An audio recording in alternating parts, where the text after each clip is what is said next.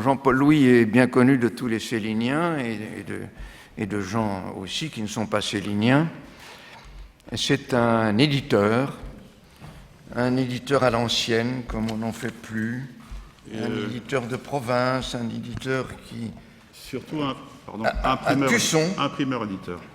Un imprimeur, oui. Ce qui change beaucoup de choses. Je corrige, un imprimeur-éditeur qui fabrique des livres merveilleux. C'est un merveilleux fabricant de livres et il a publié combien? 300, 500 titres différents? Oui. De 350 à peu près. 350 titres différents.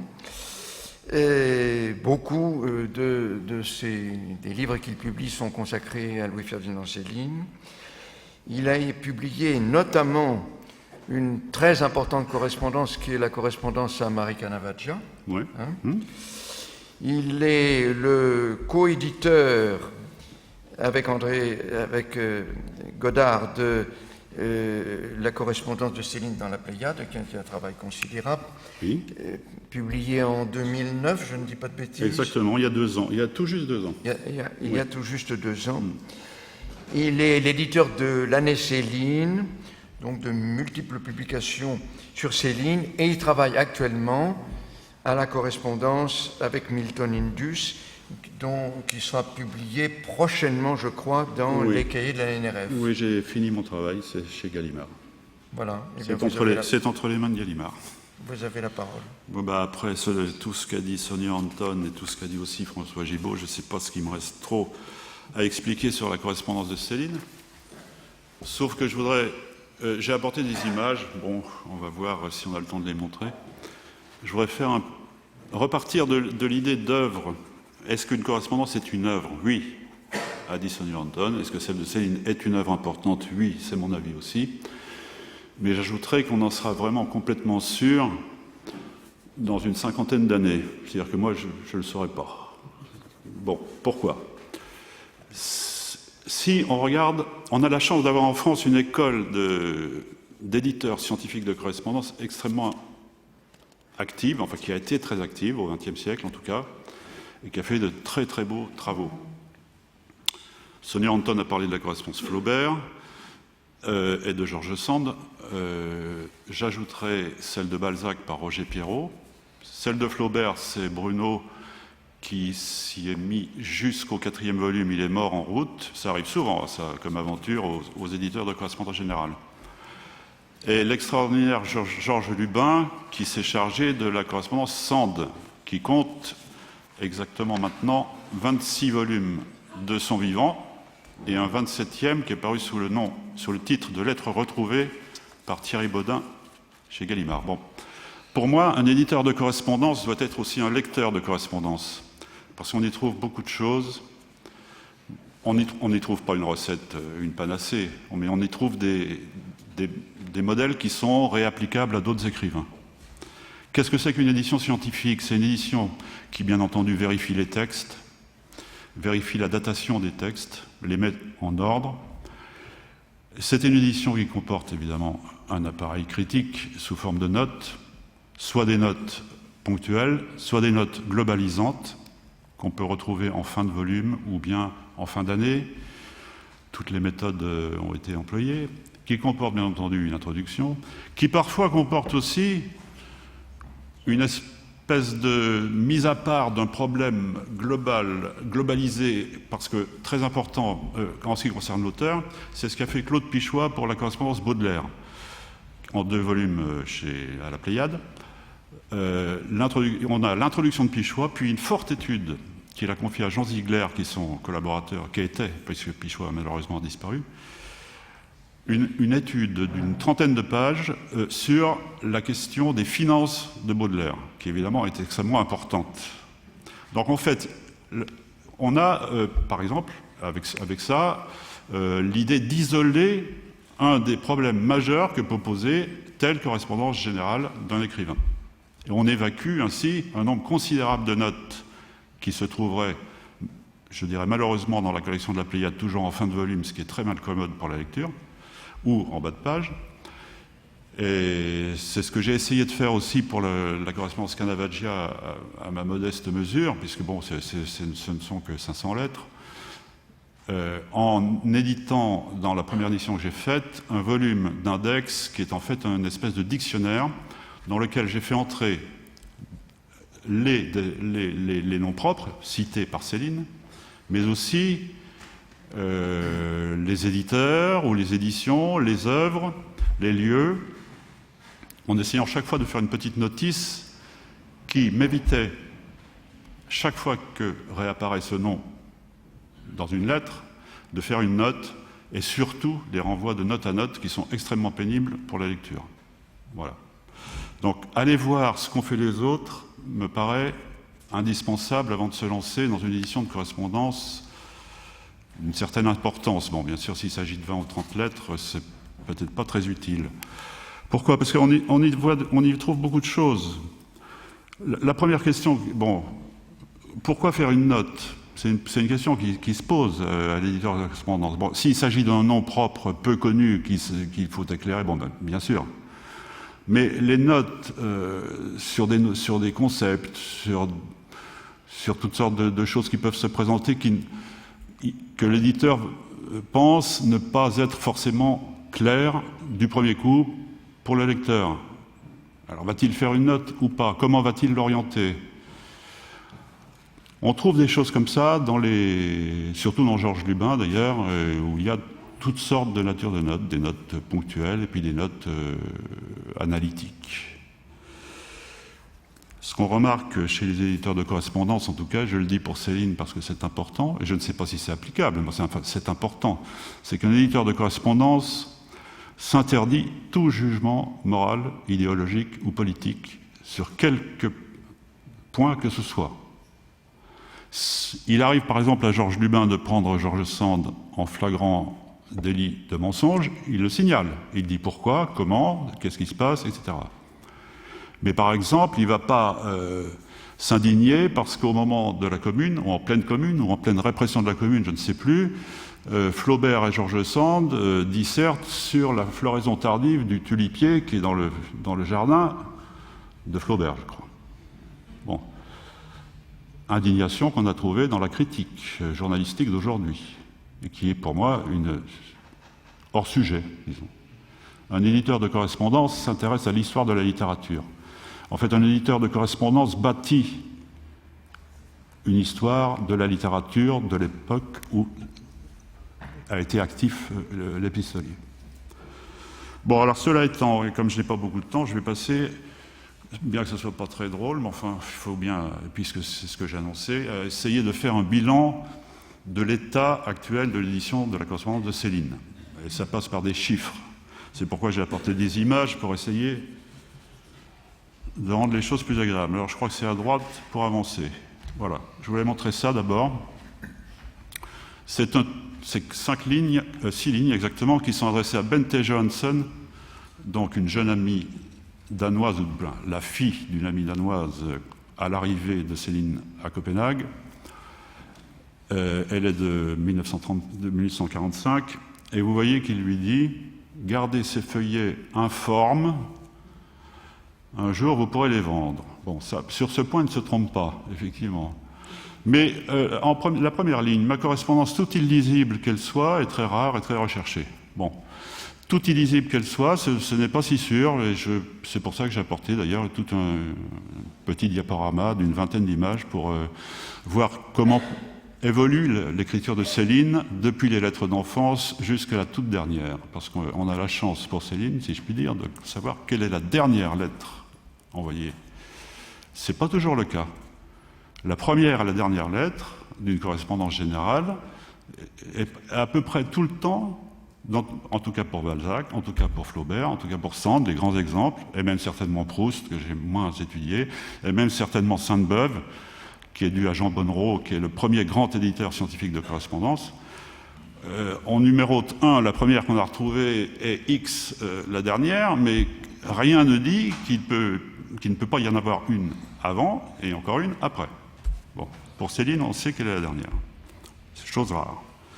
Donc, quand j'ai dit 50 ans, pour avoir une idée vraiment de ce que c'est que l'œuvre épistolaire de Céline, c'est parce qu'on constate tout simplement, avec ces grands exemples que j'ai cités, qu'il se passe à peu près un siècle entre la mort de l'écrivain et la finition, ou à peu près la finition de l'établissement de sa correspondance générale. C'est le cas pour George Sand, c'est le cas pour Flaubert, c'est le cas pour tous. Celui qui aurait été le plus rapide, c'est Kolb avec Proust, mais à mon sens, cette correspondance sera refaite un jour, parce que, bon, pour être gentil, disons que la notation est quelque peu superficielle, en tout cas incomplète. Donc, au milieu du chantier, au point de vue du temps qu'il faut pour réaliser les choses, et certainement au milieu du chantier, quantitativement aussi. Prenons comme exemple, puisque Sonny Hanton a parlé de ce volume, des lettres dans la Pléiade, que j'ai été absolument confondu de constater que certains journalistes écrivaient enfin toutes les lettres de Céline, alors qu'il y en a 1780 exactement, envoyées à 300 destinataires différents, ce qui représente un petit peu plus du tiers du corpus actuellement disponible. Et c'est tout. C'est déjà beaucoup, mais c'est loin d'être la totalité de ce qu'on connaît. Dans l'année Céline dont a parlé François Gibault, sur laquelle, année Céline, la Pléiade s'est largement appuyée, parce que l'année Céline est une espèce de réceptacle de tout ce qui se trouve année par année, comme son titre l'indique, en matière de textes inédits, de textes retrouvés, de textes... bon, et c'est souvent des lettres, bien entendu. L'année Céline, à ce jour, 21 volumes parus, donc quelque chose comme 5000 pages, a publié un gros millier de lettres ou de dédicaces, adressées à environ 100, 120, j'ai pas fait le compte exact, destinataires.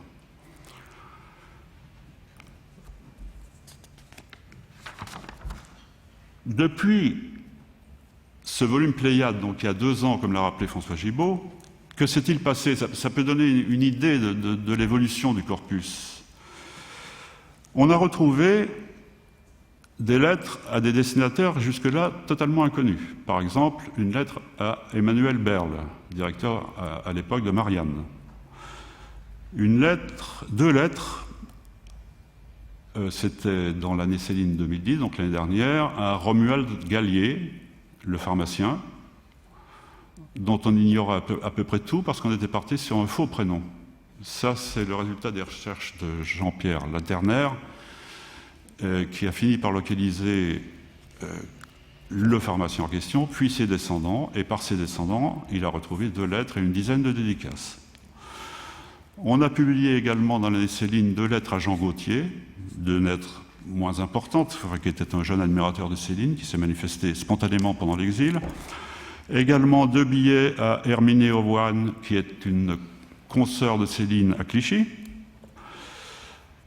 ainsi que, très bientôt, 5 lettres à un médecin breton, dont je garde le nom en réserve pour le moment, puisque c'est à paraître dans l'année Céline 2011, qui paraît en 2012.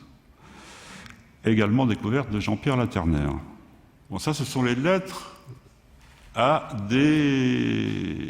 qui sont à la fois des découvertes en tant que texte et qui ensuite mettent à jour de nouvelles relations de Céline. Il leur a écrit au moins 1 fois, 2 fois, 3 fois. Bon, où il leur a offert des livres qu'il a dédicacés. On a retrouvé également des lettres à des destinataires dont la correspondance est partiellement connue ou attestée. Je citerai la 40aine de lettres à Henri Mondor qui doit paraître très prochainement chez Gallimard. Je ne sais pas où on en est, bon, mais enfin c'est pour bientôt. On savait qu'il y avait une correspondance, mais il se trouve que le fonds Doucet avait les archives Mondor qui ne sont disponibles que depuis 1 an. Henri Godard a retrouvé 6 lettres supplémentaires à Lemaître, Maurice Lemaître, qui a joué un rôle important pendant le procès. On en connaissait 2. En vente sont passées 37 lettres à Alexandre Gentil, confrère médecin de Céline. Je ne sais pas qui les a achetées, mais elles ont été achetées en bloc, apparemment. Donc, pas de risque de dispersion pour le moment. Henry Thyssen a mis en vente les 15 lettres à Bente Johansen, on a un tout petit bout ici, l'année dernière, et est passé en vente c'était lors du colloque de Dinard, c'était l'année dernière. Donc, oui. Non, il y a 2 ans, le colloque de Dinard. Il y a 2 ans, un ensemble de lettres, oui, il y a 1 an, c'était l'année dernière, une petite vente qui est, bon, c'est anecdotique, mais enfin ce sont des lettres à Hans-Bert Frima, qui a été, sous le nom de Gutenberg, un postulant éditeur de Céline pendant son exil. Et l'intérêt de cette correspondance, qui malheureusement a été achetée je ne sais par qui, c'est qu'il y avait les lettres de Céline et les réponses de Frima. Ce n'est pas toujours le cas. Le corpus est donc actuellement dans une espèce d'expansion continue, puisque on peut le mesurer annuellement. Bon, là, j'ai parlé des 2 ans qui nous séparent de la Pléiade. Dans 2 ans, j'ai compté 156 lettres qui étaient inconnues au moment de la publication de la Pléiade. Progression donc continue et assez importante. À ceci s'ajoutent les trouvailles que l'on fait de lettres de tiers, parce que tout le monde sait que Céline n'est pas un écrivain à archives. Il ne garde pas notamment les lettres qu'il reçoit. C'est un inconvénient assez important pour l'éditeur de correspondance. Il se trouve en phase de monologue, en fait. Seule Céline a la parole, et surtout, il faut deviner ce qu'il répond par rapport à ce qu'il dit, et on n'a pas la lettre qui déclenche la réponse. Voilà. Cependant, on en trouve notamment dans des fonds d'archives, et ça a été le travail de Gaël Richard il y a 1 an et demi, qui a publié un livre qui s'appelle « Le procès de Céline », et qui comporte les archives des tribunaux militaires dans lesquels il y a des lettres adressées à Céline et des lettres adressées à la cour pour témoigner contre ou pour Céline lors de son procès. Pardonnez-moi. Dans ces lettres, je vais donner juste un exemple, à Céline. Donc, je parle du procès de Céline, ce livre. Il se trouve que le dossier commence par le commencement, c'est-à-dire juin 1944, Céline est partie. Son courrier arrive toujours rue Girardon. La concierge le garde. Et le courrier, puisque le mandat d'arrêt a été lancé, comme il est, je pense, normal dans une action de justice, est saisi. Ou de police pour le moment, je ne sais pas. Le courrier est saisi. Donc on a toutes les lettres qui sont arrivées adressées à Céline, qu'on n'aurait pas eu sinon, puisqu'il ne les garde pas. Et dans ces lettres, il y en a une d'Albert Parraz. Alors, tout ce qu'on connaissait de la correspondance Céline-Parraz jusqu'à présent commençait en juin 1947. Et voilà que tout à coup, nous avons une lettre de Parraz de juin 1944, exactement 3 ans avant. Et ce qui est troublant, c'est que cette lettre de Parraz est exactement écrite sur le même ton que les lettres qu'il enverra 3 ans plus tard à Céline, c'est-à-dire qu'il parle de sa santé puisqu'il est tuberculeux, il lui donne les résultats de ses analyses, il lui demande ce qu'il en pense. Tout cela fait penser qu'en la réalité, la correspondance Céline-Parraz n'a pas commencé en juin 1947, mais au moins 3 ans avant. En tout cas, du côté des adresses de Parraz vers Céline, c'est 3 ans avant. Donc, même quand on est en présence d'un corpus que l'on croit parfaitement constitué, fermé, terminé, rien n'est sûr. On passe aux images, si vous voulez. Je vais vous montrer successivement. C'est pas du tout ça que je voulais. Je ne sais pas pourquoi c'est ça. Non plus. Excusez-moi, je cherche. Voilà, je suis là. Chers parents, non, c'est pas ça, ça c'est Afrique, ça, c'est plus tard. Ça c'est papa, ça c'est Voyage au bout de la nuit, ça c'est la fin. Voilà. Mais j'en ai encore une antérieure à ça, je crois bien. Où est-elle ? Enfin, comme ça, vous pouvez vous réjouir l'œil pendant que je fais le truc. 1909, chers parents. J'en ai une de 1907. Bon, bah, peut-être qu'elle a été oubliée. Bon, alors allons à chers parents. 1909. Quoi dire de... Bon, c'est une écriture d'enfant, mais enfin, il est en Allemagne, il apprend l'allemand, il est séparé de ses parents. Avant cette lettre, nous en connaissons de 1907, qui sont à peu près du même ordre, qui sont d'une écriture d'écolier. Celle-ci est déjà un petit peu libérée des contraintes, parce que c'est l'époque où on apprend à écrire avec une plume, plein et délié. Bon, rien de particulier à dire. Ça m'embête qu'elle ne soit pas dans l'ordre, parce que je vais vous promener là. J'aurais voulu que ça soit chronologique, bien sûr. De toute façon, celle-ci n'est pas la première de la Pléiade. La première de la Pléiade est de 1907, et il se trouve que ce n'est pas la première non plus. Donc je reviens à l'histoire de première lettre, puisque François Gibault a publié dans son premier volume une lettre de 1905, du moins un fragment de lettre de 1905, le jeune Louis ayant donc 9 ans, et se trouvant à Dieppe, où sans doute ses parents l'ont conduit, l'ont laissé en vacances, et il écrit. Je n'ai jamais vu cette lettre, je ne sais pas si vous en avez une copie, mais enfin toujours est-il que c'est quand même 2 ans avant le début des lettres publiées en Pléiade. Je vais les prendre comme elles viennent, parce que je m'y retrouve pas, là. Alors, 1941, là, nous avons une écriture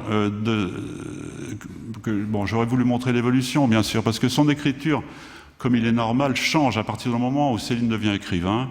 Il écrit beaucoup plus. Il écrit à toutes sortes de personnes.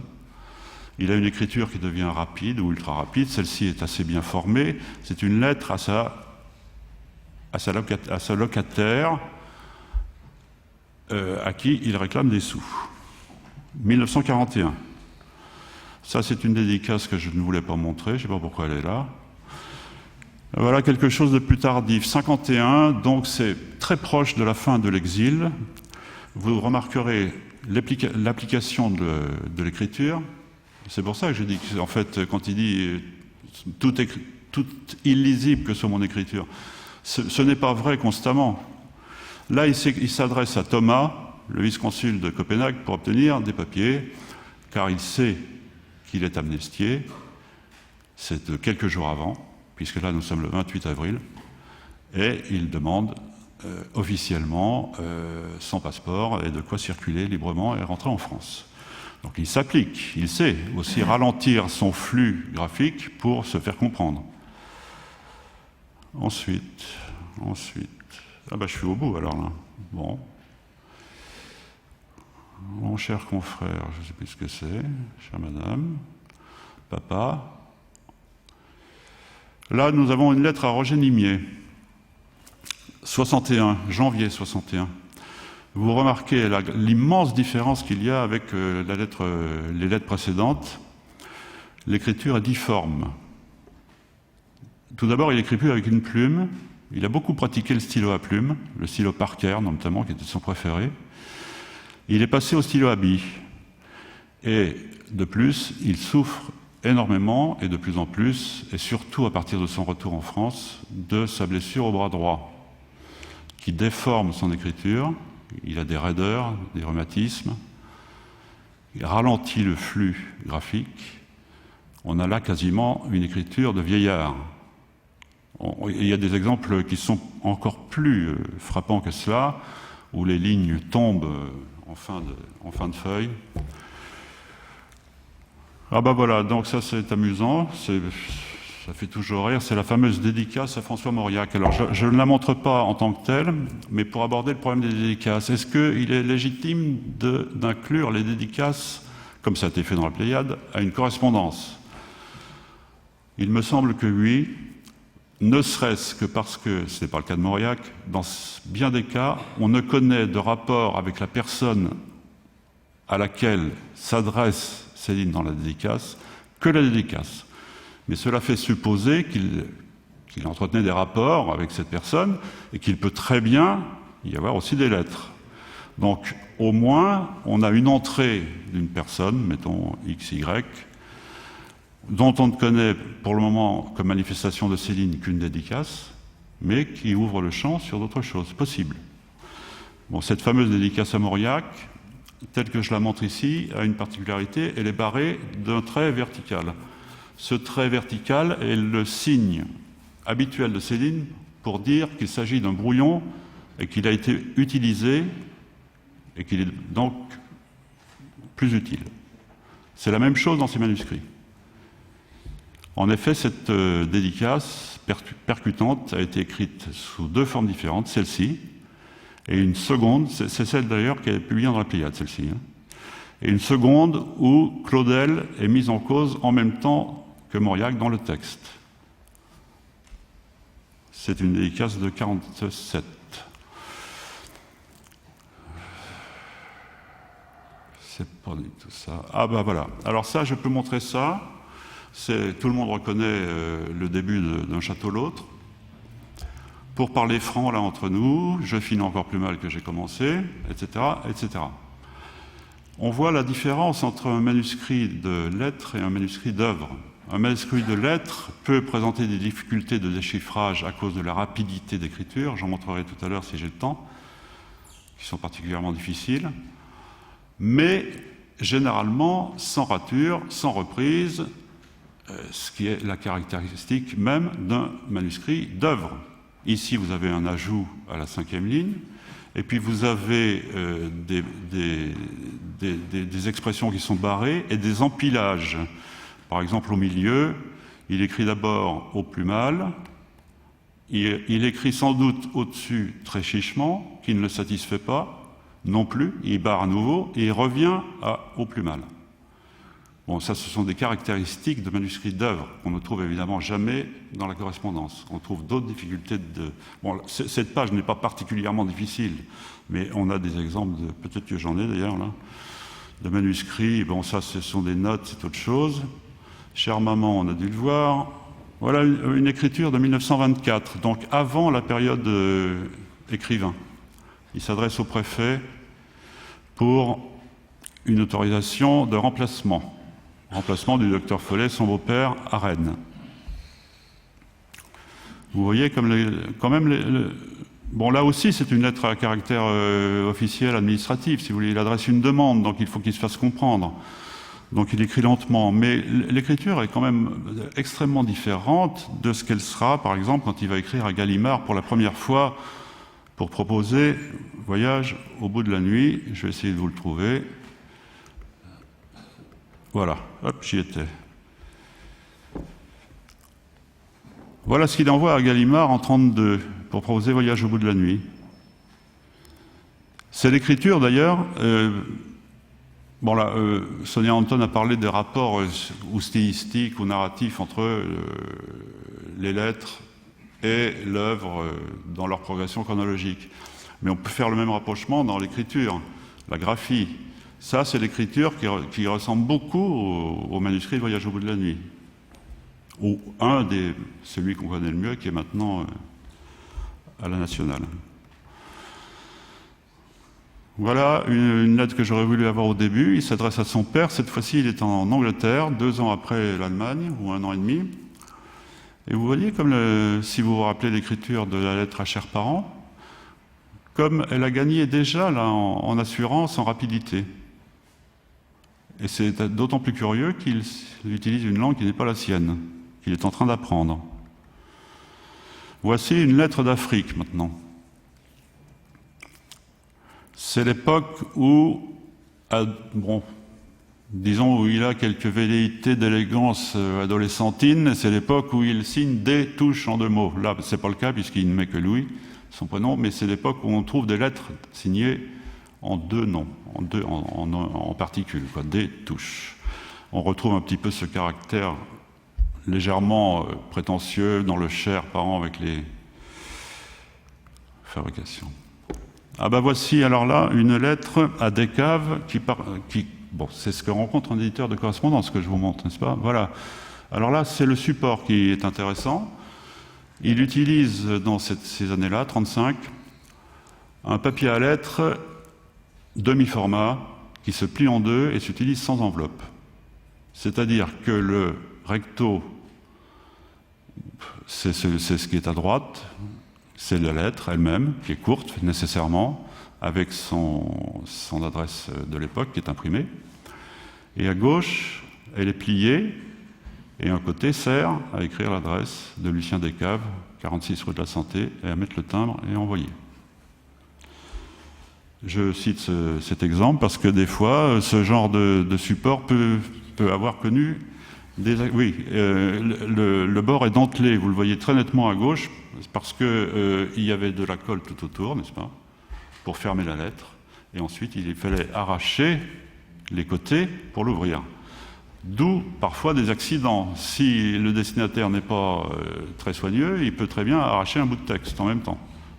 Je suis parfois devant ce genre de problème.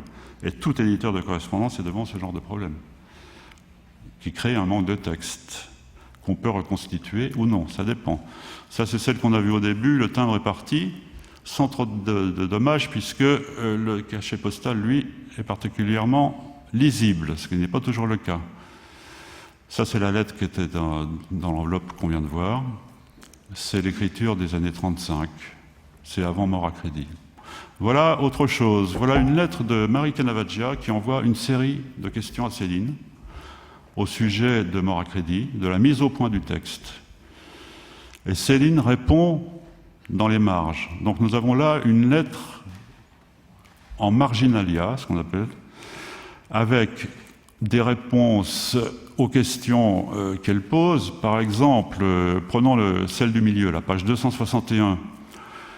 Elle donne un passage du texte, au complet bazar des ordures, etc. J'en avais tout un sur le colis, etc. Pardon, pas Bossard a-t-elle lu de l'écriture de Céline? Signe qu'elle connaît mal l'argot, parce qu'à l'époque, bonnard était un mot bien connu de tous les argotiers, et donc Céline, c'est de sa main, ajoute à côté, d'ailleurs d'une manière assez peu lisible, bonnard. Et elle peut se retromper à nouveau, parce que c'est pas... Enfin bon, vous voyez, il y a 3 interventions de Céline dans cette lettre. C'est certainement lui qui a entouré en rouge le voilà ce que ça donne avec la flèche et qui a barré et ajouté en haut, tout en haut, au crayon bleu, non, ça ne lui convient pas. Au milieu, il a ajouté bonnard et en bas, il a ajouté d'ailleurs insignifiante.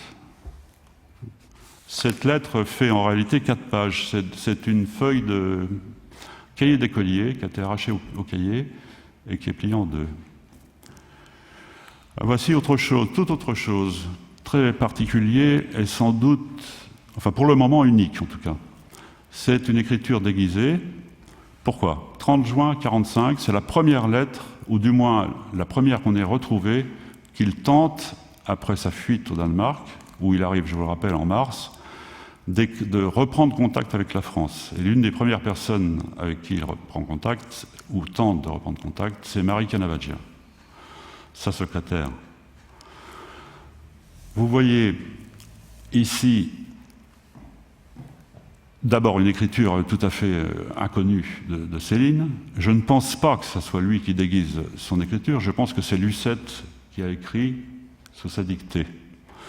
Et une façon stylistique qui ne lui appartient pas du tout non plus, chère demoiselle Marie, voici bien des années, bref, un style volontairement plat et conventionnel, qui pour lui sans doute est un second masque.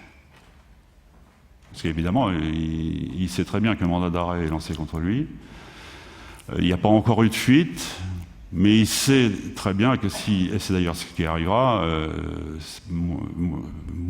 à peu près 6 mois plus tard, un petit peu moins, plus il écrit vers la France, plus il risque de se faire repérer. Pour le moment, je ne connais pas d'autres lettres qui ne peuvent être que de la même époque, c'est-à-dire autour de juin à juillet, qui présentent cette caractéristique d'écriture, soit d'une main qui écrit à sa place, soit d'une écriture déguisée. Voici l'écriture assez typique de la période de l'exil. Cette lettre est à Théophile Briand, comme c'est indiqué en haut d'ailleurs, 30 mai 1947. Bon, il me semble qu'avec un petit peu d'habitude, c'est pour ça que je reviens sur cette question de difficulté de déchiffrage, vous voyez qu'il n'y a aucune... Bon, il y a un petit bout de barré en bas, mais bon, il n'y a aucune reprise, il n'y a pas d'empilage de mots, il n'y a pas d'ajout. L'écriture est fluide. Et une fois qu'on connaît ces habitudes graphiques, qui sont par exemple des abréviations, quand écrit QD, il y en a une qui est plus embêtante, c'est par, qui est abrégé en PR, mais malheureusement il abrège de la même façon pour. Donc ça peut poser des problèmes de compréhension, forcément. Il faut choisir. Si l'éditeur n'arrive pas à choisir, c'est pas le cas ici, hein, mais si l'éditeur n'arrive pas à choisir entre par et pour, la seule solution qui lui reste, c'est de choisir quand même et de mettre une note en disant on pourrait lire aussi pour, ou par, s'il a choisi pour, ou l'inverse. J'ai encore le temps ? Pas trop, mais enfin. Alors donc, voici la lettre à Emmanuel Berle dont je parlais tout à l'heure. Alors là, nous avons l'écriture absolument typique des années de mort à crédit, un petit peu avant, un petit peu après. C'est celle qu'on présente généralement comme étant caractéristique de Céline. En fait, elle est caractéristique d'une époque de la vie littéraire de Céline. Ce sont les S qui forment de grandes barres verticales, dès le début, je suis, S, je réussis, 2 S. C'est ça l'un des traits, qui se confondent parfois avec les G, ce qui peut être parfois ennuyeux. Les barres de T, en bas vous avez un partout, avec une barre des T qui se rejoint en un seul trait. Mais cela dit, bon, à part le bien sincèrement, une fois qu'on a l'habitude de lire sincèrement de cette façon-là, bon, une fois qu'on l'a vu 10 fois, on comprend bien que c'est sincèrement, et puis que ça peut guère être autre chose. Peut-être que je suis aussi déformé par le fait que ça fait 30 ans que j'édite de la correspondance de Céline. Donc, on prend une habitude qui efface les difficultés. Mais enfin, par rapport à certaines périodes de la vie de George Sand, puisque pour conclure, je vais revenir à ça, ou de Flaubert, quand on voit certains manuscrits, franchement, en tout cas George Sand, avant, qui elle a une aventure graphique très curieuse, puisque elle se juge elle-même devenir totalement illisible, et elle décide de changer d'écriture. Ce qu'elle fait du jour au lendemain, son écriture foutait le camp complètement à droite, ce qui est le cas habituel de quelqu'un qui écrit vite et beaucoup. Elle juge qu'elle ne peut plus se relire elle-même, donc elle redresse son écriture, elle la penche même à gauche, elle l'arrondit, et de cette façon, elle la ralentit, elle la rend lisible. C'est les 20 dernières années de sa vie à peu près, il faudrait reprendre la correspondance Lubin, qui l'explique très bien. Et elle redevient lisible, et à ses destinataires, et à elle-même. Voilà. Céline, son aventure graphique est différente. Elle est un petit peu, effectivement, à mettre en parallèle avec l'œuvre. Elle change quand il est... Bon, un écrivain, quand il se met à écrire, il écrit de plus en plus. Un écrivain épistolier, tous ne sont pas des épistoliers. Baudelaire est un piètre épistolier, par exemple. Flaubert est un très grand épistolier. Il me semble que Céline aussi.